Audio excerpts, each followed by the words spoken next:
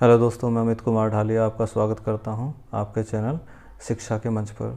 देखिए, जो आज का टॉपिक है या फिर जो आज की जो ट्रेंड चल रहा है आपके यूट्यूब पर, फेसबुक पर, ट्विटर पर, इंस्टाग्राम पर, व्हाट्सएप पर, हर एक जगह पर जो एक ट्रेंड है, speak up for SSC and railway. देखिए, ये इस वजह से है कि आप जितना भी हो सकता है अपनी आवाज़ उठाइए, इन सब चीज़ इस जितने भी सिस्टम हैं उसके खिलाफ़ या उसके अगेंस्ट या जिसे जैसे भी है, लेकिन आपको अपने लिए लड़ना पड़ेगा। ये सभी टीचर्स का अपना एक खुद का एक मुहिम चलाया हुआ है, एक जंग सी छेड़ी हुई है कि जिससे कि सबसे अधिक हमारी आवाज़ को सरकार के पास तक पहुंचाया जा सके, किसी भी प्रिंटिंग मीडिया के द्वारा या फिर जितने भी ऑनलाइन सिस्टम्स हैं उनके द्वारा। देखिए, अब कुछ जितना भी हो चुका है सब कुछ ऑनलाइन सिस्टम हो चुका है, तो आप जानते भी हैं कि इसी से ही अब एक हम कह सकते हैं कि अच्छी लड़ाई भी लड़ी जा सकती है। जैसे कि आप जानते हो कि हाल फिलहाल में दिल्ली के सभी जितने भी बड़े कोचिंग सेंटर्स हैं, सब ने अपनी एक आवाज़ उठाई है, छोटे हों या बड़े हों सब ने आवाज़ उठाई है। क्यों?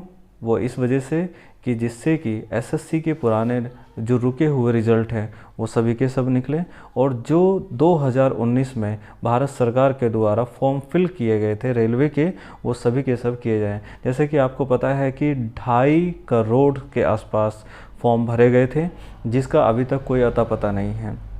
इसके साथ साथ अन्य बहुत सारे ऐसे एग्ज़ाम हैं जो कि लिए जाने थे लेकिन अभी तक नहीं लिए गए। उसके कारण ये बैड जो एक सिस्टम है उसके लिए ये आवाज़ उठाई जा रही है कि इसको सही बनाया जाए। कोई मतलब नहीं है कि किसकी कांग्रेस की सरकार आए, बीजेपी की सरकार आए या किसी भी प्रकार के जो भी दल हैं उन सब की किसी की भी सरकार आए, लेकिन मुद्दा इस बात का है कि समय पर एग्ज़ाम हो, समय पर सबको नौकरी मिलाए और समय पर ही सभी की ज्वाइनिंग भी हो जाए। लेकिन कुछ ज्वाइनिंग तो 2017 से अटकी हुई हैं, कुछ ज्वाइनिंग 2018 से अटकी हुई हैं, 19 से अटकी हुई हैं, और 20 का तो अब सवाल ही पैदा नहीं होता है। लेकिन हाल फिलहाल में जैसे कि आजकल में जो एक प्रेशर से जो क्रिएट किया गया है, लेकिन उसके हिसाब से एसएससी ने अक्टूबर में रिज़ल्ट देने के लिए बात कही है, लेकिन यहीं पर चीज़ें ख़त्म नहीं हो जाती हैं, उसके आगे भी अभी बहुत कुछ है।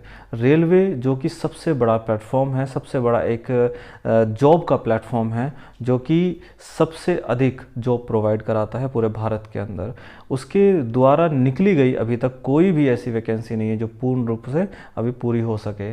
अब ये भी अच्छी बात नहीं है कि एक तो 90,000 के आसपास वैकेंसी निकाल दी, जो कि सरकार ने बोला था कि कम से कम 3 लाख वैकेंसी निकाली जाएंगी, जो कि अलग अलग टुकड़ों में होगी। आने वाले समय में कम से कम 1,30,000 के आसपास ये वैकेंसीज निकलनी थी, लेकिन अभी पहले 90,000 ही पूरे नहीं हो पाए।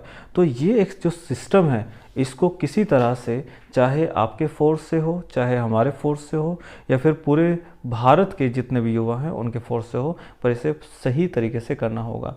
ये भी एक गलत जवाब ही है जो रेलवे ने दिया है कि 2.5 करोड़ के आसपास जो फॉर्म है, हम इतनी बड़ी तादाद में एक साथ एग्ज़ाम नहीं ले पा रहे हैं। तो नहीं ले पा रहे हैं तो फिर फॉर्म फिल क्यों कराए गए? ठीक है, तो ये हर एक ढंग से कहीं ना कहीं इसको हमें सुधार के लिए लड़ना होगा और आवाज़ सबको मिलकर उठानी होगी। जैसा कि आप जानते हो कि अभी जो पूरा एक डेटा निकाला गया है पूरे भारत के युवाओं का, वो कम से कम 12 से 14 करोड़ का है, जो कि घर बैठे हुए हैं, अर्थात बेरोज़गार हैं।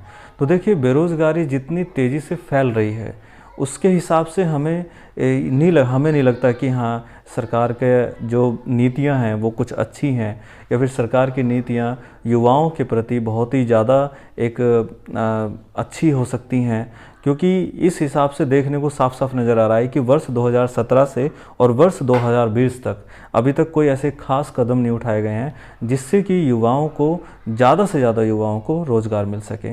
ना तो प्राइवेट सेक्टर को मजबूत किया जा रहा है, ना ही गवर्नमेंट सेक्टर को मजबूत किया जा रहा है। अगर गवर्नमेंट सेक्टर मजबूत होती तो इसे प्राइवेटाइजेशन क्यों किया जा रहा है? अगर प्राइवेटाइजेशन मजबूत है तो गवर्नमेंट सेक्टर के पास ये देने की क्या ज़रूरत है कि उनको बार बार डिवाइडेशन किया जा रहा है। रेलवे का जैसे जैसे बहुत सारे ऐसे प्लेटफॉर्म्स हैं जो कि रेलवे ने अपने प्राइवेटाइजेशन किया हुआ है, या फिर खुद रेलगाड़ियां हैं जो प्राइवेटाइजेशन में की गई हैं। बहुत से ऐसे प्लेटफॉर्म्स भी हैं जो कि प्राइवेट सेक्टर में दिए गए हैं। तो प्राइवेट सेक्टर में दिया जा रहा है, इसका मतलब या तो प्राइवेट सेक्टर बहुत ही अच्छा ग्रो कर रहा है। अगर ग्रो कर रहा है तो फिर उसमें नौकरी क्यों नहीं है? ठीक है, तो कहीं ना कहीं ये चीज़ें एक गलत दिशा में ये आपको दिखा रही हैं कि कहीं ना कहीं इसको हमें सही दिशा में पहुंचाना है। ये जो सही दिशा में पहुंचाना है, इसी की ही एक जंग है। इसी को एक महाजंग युवाओं का ये कहा गया है हाल ही पे, जो कि अभी आप देख रहे हैं कि यूट्यूब पर भी ये बहुत ही ज़्यादा वायरल है। तो दोस्तों, जितना भी हो सकता है बेरोज़गारी को समाप्त करने के लिए हम सब मेहनत तो कर रहे हैं, लेकिन इसमें आवाज़ सभी को उठानी पड़ेगी। क्योंकि मैं देख रहा हूँ कि पिछले एक हफ्ते से ये सारी चीज़ें चल रही हैं, तो मैंने भी सोचा कि क्यों ना मैं इसका हिस्सा बनूं, और जिसमें मुझे भी खुद खुशी होगी कि मैं इसका एक हिस्सा बनूं और अपने बच्चों के लिए, अपने युवाओं के लिए, अपने साथियों के लिए एक आवाज़ बनकर हम खड़े हो सकें। बस यही शिक्षा के मंच की ये एक मुहिम है और हम साथ रहेंगे। धन्यवाद।